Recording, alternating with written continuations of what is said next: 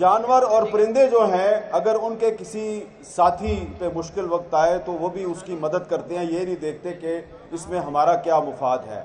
لیکن فلسطینیوں کو اسرائیلی بمباری میں شہید کیا جا رہا ہے۔ آپ ذرا سوچیں، اپنے آپ سے پوچھیں کہ کیا کوئی مسلمان ملک یا کسی مسلمان حکمران نے یہ جرأت کی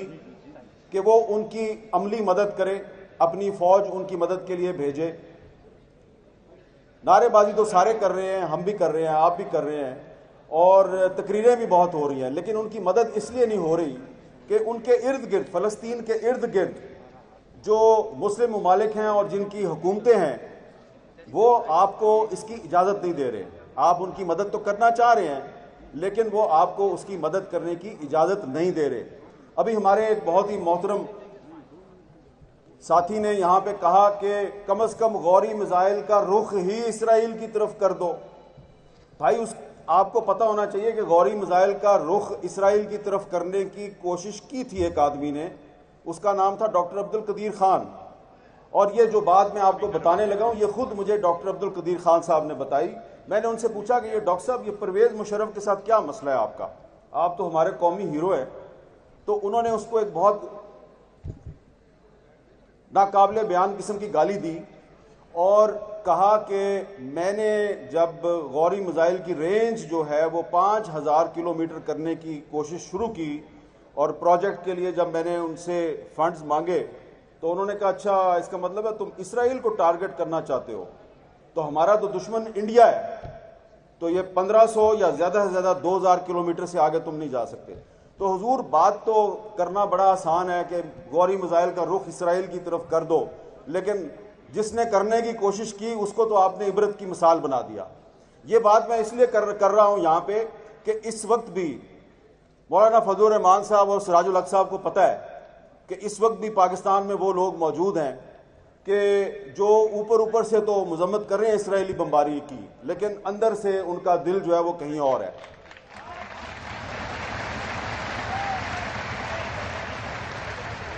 میں کوئی لمبی چوڑی بات نہیں کرنا چاہ رہا، دسمبر کا مہینہ ہے اور دسمبر کا مہینہ اس لیے امپورٹنٹ ہے کہ دسمبر 1931 میں شاعر مشرق علامہ اقبال نے مسجد اقصیٰ کا دورہ کیا۔ مفتی اعظم فلسطین مفتی امین الحسین کی دعوت پر انہوں نے وہاں پہ خطاب کیا تھا مسجد اقصیٰ میں، اور پھر بار بار وہ ایک ہی بات کہتے رہے اپنے ساتھیوں کو، مسلم لیگ کے ساتھیوں کو بھی اور عالم اسلام کے حکمرانوں کو بھی یہ کہتے رہے کہ کبھی امریکہ اور برطانیہ پہ اعتماد نہ کرنا، اور خاص طور پہ انہوں نے مسلمانوں سے کہا کہ فلسطین کے بارے میں جو عرب بادشاہ ہیں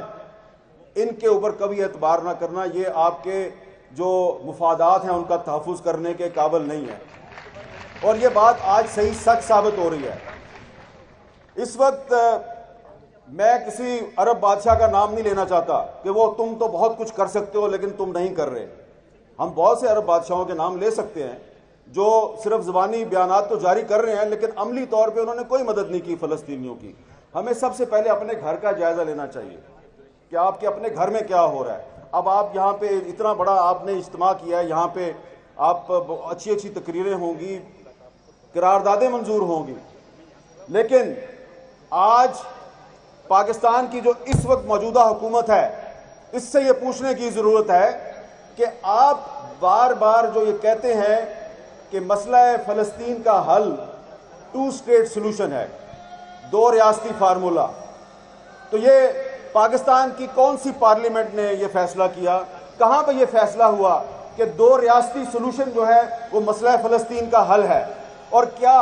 یہ ہمارے نگران وزیر اعظم صاحب جنہوں نے 2 اسٹیٹ سلوشن کی بات سب سے پہلے کی، مطلب پتہ ہے آپ کو 2 اسٹیٹ سلوشن کا مطلب کیا ہے؟ مطلب یہ ہے کہ 2 اسٹیٹ سلوشن کا مطلب یہ ہے کہ جی آپ اسرائیل کا جو وجود ہے اس کو تسلیم کر لیں اور اسرائیل کو بھی تسلیم کر لیں، اور یہ جو غزہ اور دریائے اردن کا جو مغربی کنارہ ہے اس طرف جو فلسطین ہے یہاں پہ ایک فلسطینی ریاست قائم کر دیں۔ تو یہ 2 اسٹیٹ سلوشن ہے۔ اب میں اس 2 اسٹیٹ سلوشن کو کیوں مسترد کرتا ہوں، میں اس کے کیوں خلاف ہوں؟ پہلی بات تو یہ ہے کہ پاکستان اسرائیل کو تسلیم نہیں کرتا، اور دوسری بات وہ یہ ہے کہ بانی پاکستان قائد اعظم محمد علی جناح نے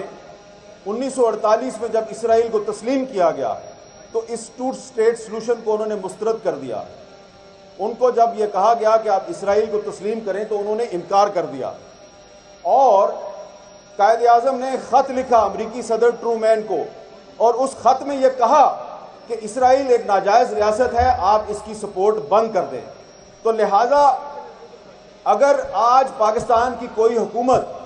ٹو اسٹیٹ سلوشن کو سپورٹ کرتی ہے یا کہتی ہے کہ مسئلہ فلسطین کا حل ٹو اسٹیٹ سلوشن ہے, تو اس طرح وہ دراصل اسرائیل کو تسلیم کرنے کی بات کر رہی ہے, اور ہم اس کو تسلیم نہیں کرتے. ہم سمجھتے ہیں کہ اسرائیل دراصل فلسطین ہے اور پورے کا پورا فلسطین آزاد ہونا چاہیے. اب کہا جائے گا کہ یہ تو آپ اقوام متحدہ کی جو قراردادیں ہیں اس کی خلاف ورزی کر رہے ہیں, تو اقوام متحدہ کی ایک قرارداد تو کشمیر کے بارے میں بھی ہے, تو پھر آپ کو جو کشمیر کے بارے میں قرارداد ہے اس کا بھی احترام کرنا چاہیے. آپ کشمیر پہ قرارداد کا احترام نہیں کرتے, ہم اسرائیل اور فلسطین پہ اقوام متحدہ کی قرارداد کا احترام نہیں کرتے, اور یہ ایک اعلان کرنا چاہ رہے ہیں. آپ کریں گے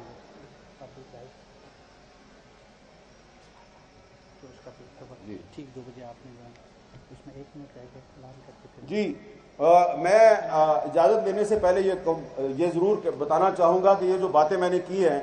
قائد اعظم کے حوالے سے, ہو سکتا ہے کہ کچھ لوگ جو ہیں وہ کہیں کہ یہ تو سنی سنائی بات ہے. یہ سنی سنائی بات میں نہیں کر رہا, یہ مولانا زاہد الراشدی صاحب کی کتاب ہے مسئلہ فلسطین پہ, اس میں یہ ساری باتیں موجود ہیں, اور یہ بھی